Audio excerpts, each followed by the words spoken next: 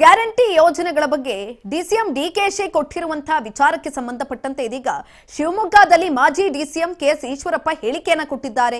Guarantee ಹೊರೆಯಾಗ್ತಿದೆ ಆದ್ರೂ ತೂಗಿಸ್ತಾ ಇದ್ದೀವಿ ಅಂತ ಹೇಳಿದ್ದಾರೆ.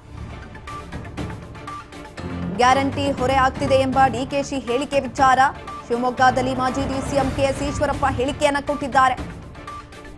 ಗ್ಯಾರಂಟಿ ಹೊರೆಯಾಗ್ತಿದೆ ಆದ್ರೂ ಕೂಡ ನಾವು ತೂಗಿಸ್ಕೊಂಡು ಹೋಗ್ತಿದ್ದೀವಿ ಅಂತ ಹೇಳಿದ್ದಾರೆ.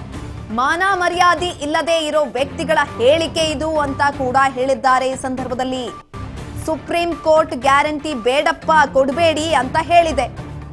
ಬಜೆಟ್ನಲ್ಲಿ ಗ್ಯಾರಂಟಿ ಕೊಡಲ್ಲ ಅಂತ ಘೋಷಣೆ ಮಾಡಲಿ, ಗ್ಯಾರಂಟಿ ನಿಲ್ಲಿಸಿ ಎಲ್ಲ ಅಭಿವೃದ್ಧಿ ಮಾಡ್ತೇವೆ ಅಂತ ಹೇಳಿ ಶಿವಮೊಗ್ಗದಲ್ಲಿ ಮಾಜಿ ಡಿಸಿಎಂ ಕೆಎಸ್ ಈಶ್ವರಪ್ಪ ವಾಗ್ದಾಳಿಯನ್ನ ನಡೆಸಿದ್ದಾರೆ. ಗ್ಯಾರಂಟಿ ಹೊರೆ ಆಗ್ತಿದೆ ಅಂತ ಡಿಸಿಎಂ ಡಿಕೆಶಿ ಭಾಷಣೆಯನ್ನ ಮಾಡಿದ್ರು. ಇದೀಗ ಭಾಷಣಕ್ಕೆ ಶಿವಮೊಗ್ಗದಲ್ಲಿ ಮಾಜಿ ಡಿಸಿಎಂ ಕೆಎಸ್ ಈಶ್ವರಪ್ಪ ವಾಗ್ದಾಳಿಯನ್ನ ನಡೆಸಿದ್ದಾರೆ. ಬನ್ನಿ ಏನ್ ಹೇಳಿದ್ದಾರೆ ಕೇಳ್ಕೊಂಬರೋಣ. ಡಿಪಾರ್ಟ್ಮೆಂಟ್ ಏನಾದ್ರು ಡಿಮಾಂಡ್ ಇದ್ರು ಅಂತಂದ್ರೆ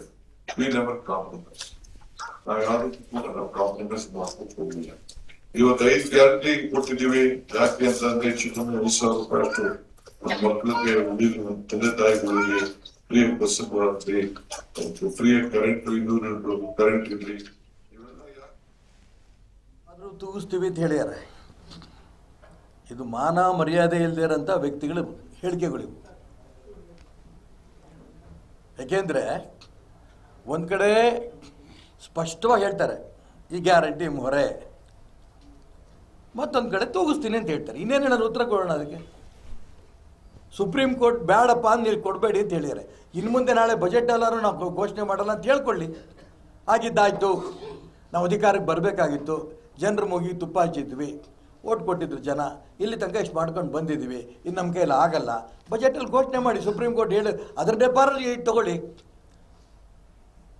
ಸುಪ್ರೀಂ ಕೋರ್ಟ್ ಹೇಳಿರೋದ್ರಿಂದ ನಾವು ನಿಲ್ಲಿಸ್ತಾ ಇದ್ದೀವಿ, ನಿಮಗೆ ಬೇರೆ ರೂಪದಲ್ಲಿ ಎಲ್ಲ ವ್ಯವಸ್ಥೆ ನಾವು ಮಾಡ್ತೀವಿ, ಎಲ್ಲ ಅಭಿವೃದ್ಧಿ ಕೆಲಸ ಮಾಡ್ತೀವಿ ಹೇಳಿ.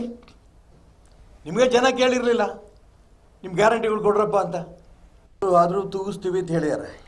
ಬಜೆಟ್ನಲ್ಲಿ ಗ್ಯಾರಂಟಿ ಕೊಡಲ್ಲ ಅಂತ ಘೋಷಣೆ ಮಾಡಲಿ ಅಂತ ಇದೀಗ ಹೇಳಿಕೆಯನ್ನ ಕೂಡ ಕೊಟ್ಟಿದ್ದು.